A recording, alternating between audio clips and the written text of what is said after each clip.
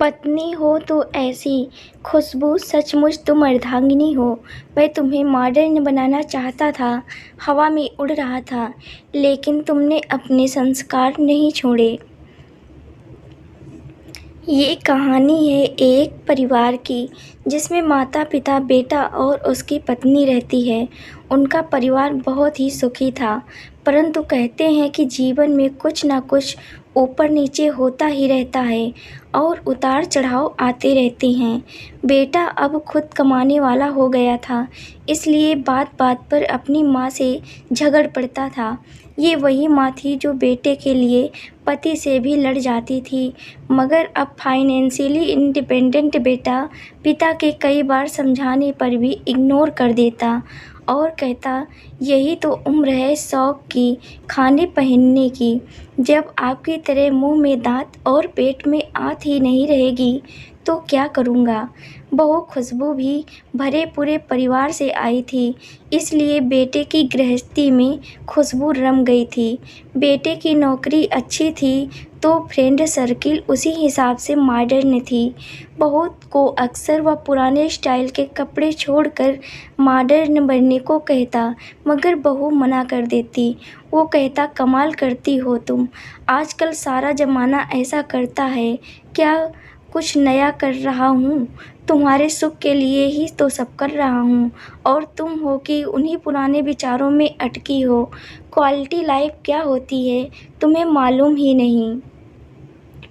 और बहू कहती है, क्वालिटी लाइफ क्या होती है ये मुझे जानना भी नहीं है, क्योंकि लाइफ की क्वालिटी क्या हो मैं इस बात में विश्वास रखती हूँ। आज अचानक पापा आईसीयू में एडमिट हुए थे, हार्ट अटैक आया था। डॉक्टर ने पर्चा पकड़ाया, 3 लाख और जमा करने थे। 1.5 लाख का बिल तो पहले ही भर दिया गया था, मगर अब 3 लाख भारी लग रहे थे। वह बाहर बैठा हुआ सोच रहा था कि अब क्या करें। उसने कई दोस्तों को फ़ोन लगाया कि उसे मदद की ज़रूरत है, मगर किसी ने कुछ तो किसी ने कुछ बहाना कर दिया। आंखों में आंसू थे और वह उदास था। तभी खुशबू खाने का टिफ़िन लेकर आई और बोली, अपना ख्याल रखना भी ज़रूरी है, ऐसे उदास होने से क्या होगा, हिम्मत से काम लो, बाबूजी को कुछ नहीं होगा, आप चिंता मत करो, कुछ खा लो, फिर पैसों का इंतज़ाम भी तो करना है आपको। मैं यहाँ बाबूजी के पास रुकती हूँ, आप खाना खाकर पैसों का इंतज़ाम कीजिए। पति की आंखों से टप टप आंसू झरने लगे। कहा ना, आप चिंता मत कीजिए, जिन दोस्तों के साथ आप मॉडर्न पार्टियां करते हैं आप उनको फ़ोन कीजिए, देखिए तो सही कौन कौन मदद को आता है। पति खामोश और सूनी निगाहों से ज़मीन की तरफ देख रहा था कि खुशबू का हाथ उसकी पीठ पर आ गया और वह पीठ को सहलाने लगी। सबने मना कर दिया, सबने कोई न कोई बहाना बना दिया। खुशबू, आज पता चला कि ऐसी दोस्ती तब तक की है जब तक जेब में पैसा है। किसी ने भी हाँ नहीं कहा, जबकि उनकी पार्टियों पर मैंने लाखों उड़ा दिए।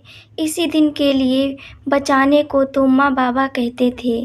खैर कोई बात नहीं, आप चिंता ना करो, हो जाएगा सब ठीक। कितना जमा कराना है, अभी तो तनख्वाह मिलने में भी समय है। आखिर चिंता कैसे ना करूं खुशबू, तुम्हारी ख्वाहिशों को मैंने संभाल रखा है।